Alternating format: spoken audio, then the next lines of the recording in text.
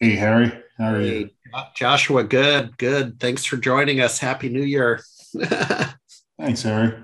I also have a little bit of a head cold, which I hope is not asymptomatic COVID, but I hear I ya. did take a test, so I guess I'll find out if it's something more interesting. We're all dropping like flies. Well, No, hey, uh, not dropping. you're you're always a good resource given your side hustle and event photography about events. What's on the books? What's on the books for you in 2022? Because you go to a lot of events in any given year.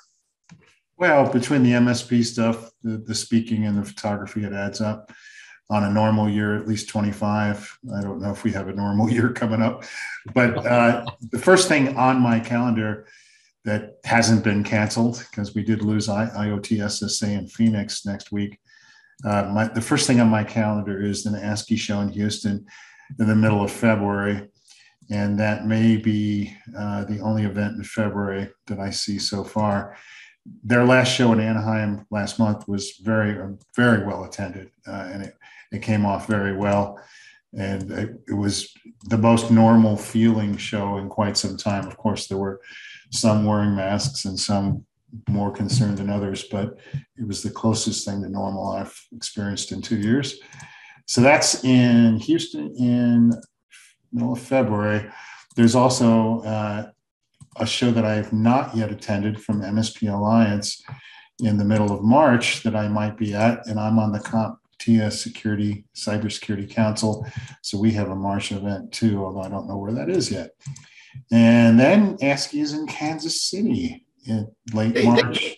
ASCII has a lot of events this year. I peeked at their. They always have 8 in the United States, at least for the Oh, they last did. few years. Yeah, I mean, not in 2020. Let me rephrase that. But their typical cadence is 8 U.S. events and a Toronto event, and that's been true for most of the last 5 years. Yeah, yeah, cool. Are you hearing any big events that are not going to pop this year? And again, I'm just asking. You know, you hearing any big the big events like, for example, I'm pretty sure Lenovo Accelerate is a virtual event this year. That's typically May, and it was typically live in either Orlando or Las Vegas.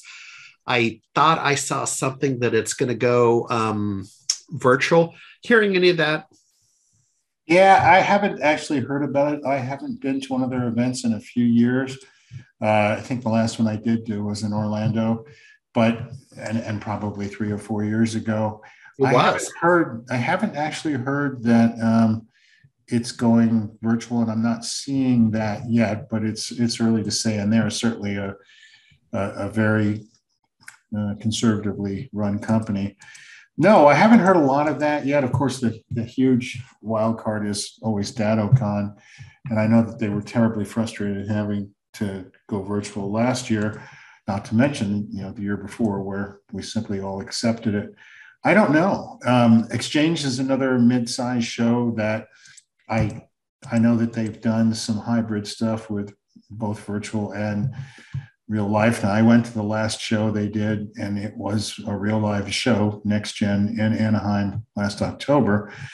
I don't know. It's too early for us to tell where this is all going.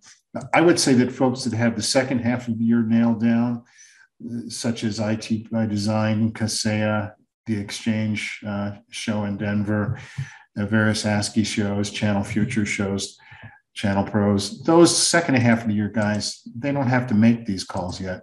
But it's important to realize that these companies typically have a drop dead date that's at least a month to 3 out from their show. So they have to play the market, so to speak, the COVID market, and they may have to figure out in March what they think is going to happen in May or June, and that's where it gets tricky.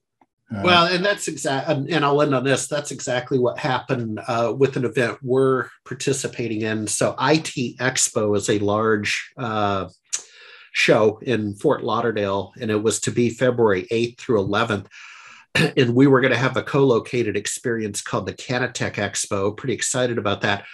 Late last week, a month out, TMC had to make a tough decision and postpone till the third week of June for a number of reasons. One was obviously the Delta, the Omicron variant in Florida. In particular, Florida's had their challenges. And then the other was we had conversations about there was some real disappointment about the attendance and participation at CES last week in Las Vegas. Yeah. I didn't go. I have a friend who never misses it. I didn't go because it wasn't a strong enough draw for me to take any risks. And I have a wife that's still a little bit, or still immune compromised, and I'm more careful than maybe not as careful as I should be, but more careful than I used to be about that. Yeah, I agree. That was very lightly attended. I don't consider CES to be an IT industry show. No, I agree. I understand the overlap, but I wouldn't ever, I don't even think I try to write off the cost the years I go. What I would say is that I think you're talking about that June 20th week for moving your IT Expo. I was actually planning to go to that. I don't know if you knew, but I know people out there, and I haven't been in a while, and it's enough of a destination that even Heidi was going to go. And then now that I hear when it's rescheduled to, I'm disappointed because that's the week of Kaseya Connect, and I'll be involved in that. Yeah, this is June 22nd through 24. Yeah, it's their event is the 20th through the 23rd. And that's a big event. Yeah, I agree. Yeah. I will probably be doing photography there. I did last year, but I don't know that for a fact, so I certainly don't want to make any claims on their behalf. But I'll probably be out there. Yeah, it's tough. I mean, it's hard enough to have the industry events not overlap each other, much less once they have to pivot and reschedule. I know. You know, IoT SSA just had to reschedule from January to September, as I remember, late September. Yep. Oh boy. All right, my friend. We'll talk to you next time. Thank you, Harry. All righty. Bye. Bye-bye.